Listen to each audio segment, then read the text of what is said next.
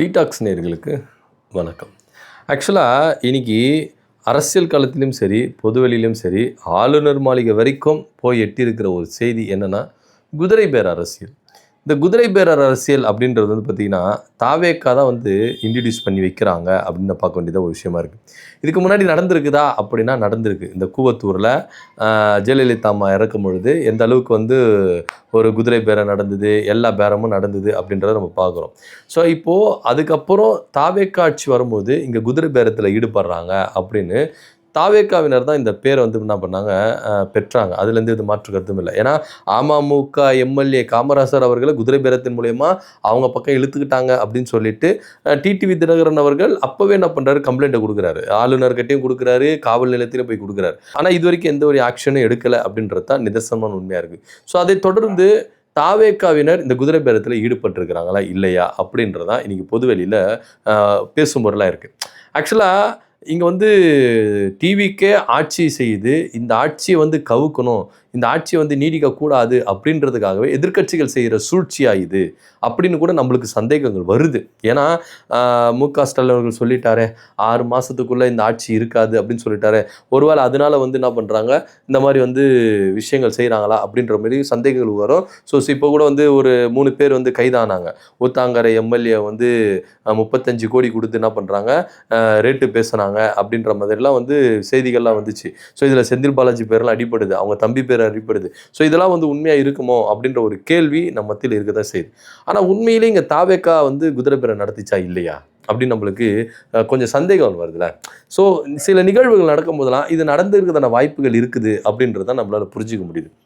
ஏன்னா அதிமுகவில் எந்த ஒரு விளக்கமும் இல்லாமல் சருன்னு எல்லாருமே என்ன பண்ணுறாங்க, அடுத்தடுத்து என்ன பண்ணுறாங்க, விலகுறாங்க. அதுக்கப்புறம் எம்எல்ஏக்கள் ராஜினாமா பண்ணிட்டு என்ன பண்ணுறாங்க, வந்து தாவேக்காவில் சேர்றாங்க. எல்லாமே நடக்குது. இதுலேயே குறிப்பிட்டு தாவேக்காவுக்கு போகணும் அப்படின்னு ஒரு கேள்வி இருக்குல்ல. ஏன்னா அதிமுகவில் வந்து பிரிஞ்சு திமுகவில் வந்து இணையக்கூடாதா, இல்லை பாஜகவில் போய் இணையக்கூடாதா, இல்லை பாமகவில் போய் இணையக்கூடாதா, இல்லை வேற எந்த கட்சியும் இல்லையா அங்கே போய் இணையக்கூடாதா, ஏன் குறிப்பிட்டு தாவேக்காவில் போய் இணைகிறாங்க?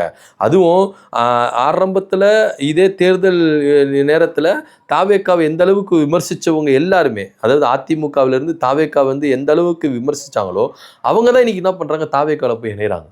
ஸோ இதெல்லாம் வந்து யோசிக்க வேண்டிய ஒரு விஷயம் இருக்குல்ல. ஏன்னா ஒரே ஒரு விஷயம் ஏன்னா தாவேக்கா கிட்ட அதிகாரம் இருக்குது, ஆட்சி இருக்குது.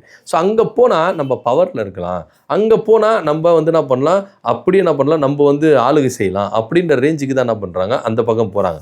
ஆக்சுவலாக அந்த பக்கம் போகிறாங்க அப்படின்றதுனால போகிறவங்களுக்கு எல்லாருக்குமே வாய்ப்பு கிடைச்சிருமா அப்படின்னா அதுவும் ஒரு பெரிய கேள்விக்குறியாக இருக்குதுன்னு வச்சுக்கோங்களேன். பட் இருந்தாலும் நம்ம ஆளுங்கட்சின்னு சொல்லிக்கலாம். அந்தந்த மாவட்டங்களில் நம்ம என்ன பண்ணலாம், அந்த அளவுக்கு பாலிடிக்ஸ் பண்ணலாம், ஆளுங்கட்சி பாலிடிக்ஸ் நம்ம என்ன பண்ணலாம் அப்படின்றது தான் அவங்களுடைய கருத்தாகவும் இருக்குது, அவங்களுடைய எண்ணமாகவும் இருக்குது. ஸோ அதன் அடிப்படையில் போய் சேர்றாங்க. ஆனால் இந்த குதிரை பேரம் நடக்குது அப்படின்றது இந்த எம்எல்ஏக்கள் அங்கே போகிறாங்கல்ல. இப்போ வந்து வைகோ அவர்கள் சொன்னார், என்ன சொன்னார், நீங்கள் ராஜினாமா பண்ணிட்டு வாங்க, அந்த 2 எம்எல்ஏவை ஜெயிக்க வைக்க வேண்டியது என் பொறுப்பு, நானே வந்து பிரச்சாரம் பண்ணி நானே ஜெயிக்க வைக்கிறேன் அப்படின்னு சொல்லிட்டு வைகோ அவர்கள் விஜய் அவர்கள் சொன்னதாக ஓப்பனாக வந்து சொன்னார். ஒன்று. இன்னொன்று வந்து விஜயபாஸ்கர் அவர்கள் தாவேக்காவில் போய் இணைஞ்சிட்ட பிறகு ஓஎஸ் மணின்னு கூப்பிட்டுருக்காரு. ஆனால் இந்த பக்கம் வாங்கினேன், உங்களுக்கு அமைச்சர் பதவி வாங்கி தரேன் அப்படின்னு சொல்லிட்டு அவர் கூப்பிட்டுருக்கிறாரு அப்படின்னு சொல்லிட்டு. ஸோ இதெல்லாம் வந்து பார்த்தீங்கன்னா எவிடன்ஸு, ஓப்பன் பேச்சு, இவங்களாம் கொடுத்தது வந்து ஒரு எவிடன்ஸு. அந்த வகையில் நம்ம இது பண்ணோம். இதை வச்சே அவங்க மேலே கேஸ் போடலாம். இப்போ விஜய் அவர்கள் மேலே வந்து வைகோ அவர்கள் சொன்னதை வச்சு என்ன பண்ணலாம், வழக்கு தொடரலாம். ஸோ ஓஎஸ் மணியன் அவர்கள் சொன்னதை வச்சு பார்த்தீங்கன்னா விஜயபாஸ்கர் மேலே வழக்கு தொடரலாம். ஸோ இந்த விவகாரம்லாம் இருக்குதுன்னு வச்சுக்கோங்களேன். ஸோ இப்போ இங்கே ஓப்பனாக விஜய் அவர்கள் வந்து என்ன பண்ணியிருக்கிறாரு, குதிரை பேரத்தில் ஈடுபட்டிருக்கிறாரு, தாவேக்கா அரசு குதிரை பேரத்தில் ஈடுபட்டிருக்குது அப்படின்றத நம்மளால் புரிஞ்சிக்க முடியுது. ஏன்னா வைகோ அவர்கள் சொன்ன கருத்தின்படி வச்சு நம்ம பார்த்தோம்னா இது நடந்திருக்குதா இல்லையான்னு சொல்லிட்டு நம்மளுக்கே தெரியுதுல. விஜயபாஸ்கர் ஓஎஸ் மணியன் அவர்கள் சொல்கிறத வச்சு பார்த்தா விஜயபாஸ்கர் பண்ணியிருக்கிறாரா இல்லையான்னு சொல்லிட்டு நம்மளுக்கு தெரியுதுல. ஸோ ஒட்டுமொத்தமாக இங்கே விஷயங்கள் இப்படி நடந்திருக்குது அப்படின்ற விஷயம் இப்படி இருக்கும்போது ஆளுநர் மாளிகைக்கு போய்ட்டு திமுக சார்பாக மனு கொடுக்கப்படுது. என்ன அப்படின்னு பார்த்தீங்கன்னா இங்கே 2 விஷயம் நடந்திருக்கு ஆளுநர் சார். ஒன்று வந்து பார்த்தீங்கன்னா குதிரை பேரம் நடந்திருக்கு, அது எங்கள் கட்சி எம்எல்ஏக்களை கூப்பிட்டுருக்காங்க, சாட்சிக்கு கூப்பிட்டு கேட்டுக்கங்க அப்படின்னு சொல்லிட்டு என்ன பண்ணிருக்காரு, நாகர்கோவில் எம்எல்ஏ ஆஸ்டின் இருக்கிறாருல, அவருக்கு நீங்க அமைச்சர் பதவி கொடுக்குற, வாங்க உங்களுக்கு அமைச்சரா நான் உங்களுக்கு பதவி கொடுக்குறேன், திமுக இருந்து இது வரைக்கும் உங்களுக்கு எதனா அங்கீகாரம் கிடைச்சிருக்கா, அமைச்சர் பதவி உங்களுக்கு கொடுக்குறோம் வாங்க அப்படின்னு சொல்லிட்டு அவர் வந்து என்ன பண்ணி கேட்டிருக்காங்க. இன்னொருத்தர் வேப்பனஹள்ளி எம்எல்ஏ, அவருக்கு வந்து பார்த்தீங்கன்னா 50 கோடி தரம் வாரிய தலைவர் பதவி தரம், நீங்க வந்துருங்க அப்படின்னு சொல்லிட்டு எம்எல்ஏக்களை வந்து என்ன பண்றாங்க, சூஸ் பண்றாங்க. இன்னைக்கு யாரெல்லாம் திமுக அதிருப்தியாளராக இருக்கிறாங்க அவங்களெல்லாம் என்ன பண்ணுங்க, தூக்குங்க. யாரெல்லாம் வந்து அதிருப்தியில் இருக்கிறாங்க அவங்களுக்கு எந்த அளவுக்கு வந்து அங்கீகாரம் கொடுத்தா நல்லா இருக்கும் அப்படின்ற பார்த்து உங்களை தூக்குங்க அப்படின்ற மாதிரி தான் தாவேக்காவில் வந்து இறங்கி வேலை செய்கிறாங்களா அப்படின்ற ஒரு கேள்வி நம்மளுக்கு இருக்குது. இப்போ உதாரணத்துக்காக நம்ம அனிதா ராதாகிருஷ்ணன் அவர்கள் அரெஸ்ட் பண்ணும்போது போலீஸை வச்சு என்ன பண்ணுறாங்க, பேரங்கள் பேசுனாங்க அப்படின்னு சொல்லிட்டு வெளியே வந்து அவர் பேசினார். ஏன்னா வந்து கைதாகி இருக்கிறாரு. கைதாக இருக்கும்போது ஒரு காவல்துறை அதிகாரிகளை வைத்துக்கொண்டு காவல்துறை மேலே யாருன்னா அபண்டமாக போய் சொல்ல முடியுமா? அவர் வந்து நான் சொல்கிறாரு, அதிகாரிகள் மூலமாக இங்கே பேரம் பேசப்பட்டது, உங்களுக்கு எவ்வளோ பணம் வேணாலும் நாங்கள் தரோம், அமைச்சர் பதவி தரோம், நீங்கள் ராஜினாமா பண்ணிவிட்டு தாவேக்கால் வந்து இணையுங்க அப்படின்ற ரேஞ்சுக்கு இங்கே பேரங்கள் பேசப்பட்டது அப்படின்னு சொல்லிட்டு அனிதா ராதாகிருஷ்ணன் அவர்கள் என்ன பண்ணுறாரு, இங்கே கருத்துக்கள் முன்வைக்கிறார். ஸோ எப்படி பார்த்தாலும் இங்கே தாவேக்கா வந்து பேரங்கள் பேசியிருக்குது அப்படின்னு சொல்லிட்டு வெளியில் சொல்கிற அந்த சோர்ஸுகள் மூலியமாக வந்து என்ன பண்ணுது, கன்ஃபார்ம் பண்ண முடியுது. இவங்க வந்து தாவேக்கா வந்து என்ன பண்ணியிருக்காங்க, இவங்க பேரம் பண்ணியிருக்கிறாங்க, குதிரை பேரம் பண்ணியிருக்கிறாங்க அப்படின்னு சொல்லிட்டு. ஸோ அடுத்ததாக ஒரு குற்றச்சாட்டு, என்ன குற்றச்சாட்டு அப்படின்னு பார்த்தீங்கன்னா, அமைச்சரவைக்கு சம்பந்தம் இல்லாத 2 பேர் எப்படி சார் அமைச்சரவையில் கூட்டத்தில் கலந்துக்கலாம் அப்படின்ற மாதிரி தான் கேள்விகள் கேட்டிருக்காங்க.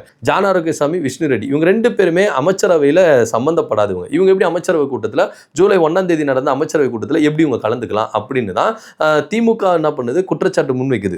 ஸோ இது எல்லாத்தையுமே ஆர்எஸ் பாரதி அவர்கள் ஆளுநர்கிட்ட கொடுத்துட்டு வெளியே வந்து பிரஸ் மீட்டை சந்திக்கும் போது ஒரு விஷயம் சொல்றாரு. என்ன அப்படின்னு பார்த்தீங்கன்னா, ஆளுநரே இதை வந்து கண்டிக்கிறாரு. ஆமா, இந்த அரசு செய்யறது தப்பு தான், குதிரை பேர் ஆட்சி நடக்குது, அது இல்லாமல் அவங்க 2 பேரும் பேசாத அமைச்சராக ஆக்கிடலாமே அப்படின்னு சொன்னாரு அப்படின்னு சொல்லிட்டு ஆர்எஸ் பாரதி அவர்கள் வெளியே வந்து சொல்றாரு.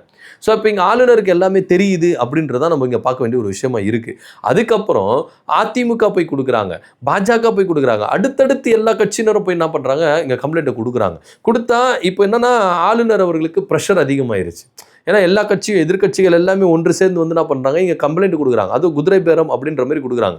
ஸோ இப்போ இவருக்கு ஆளுநருக்கு அதிகாரம் இருக்குதா இல்லையா அப்படின்னா கண்டிப்பாக இருக்குது. 167 விதியின்படி அவருக்கு என்ன பண்ணுறது, ஒரு ஆட்சியை வந்து டிஸ்மிஸ் பண்ணுறதுக்கு அவருக்கு அதிகாரம் இருக்குது. அவர் மத்திய அரசுக்கு என்ன பண்ணலாம், கடிதம் அனுப்பலாம், கடிதம் அனுப்பி அதன் அடிப்படையில் இங்கே ஆட்சியை கவிழ்றதுக்கான வாய்ப்புகள் இருக்குது அப்படின்னு சட்டத்திட்டங்கள் சொல்லுது அப்படின்னு சொல்லிட்டு இன்பதுரை அவர்கள் சொல்கிறாரு.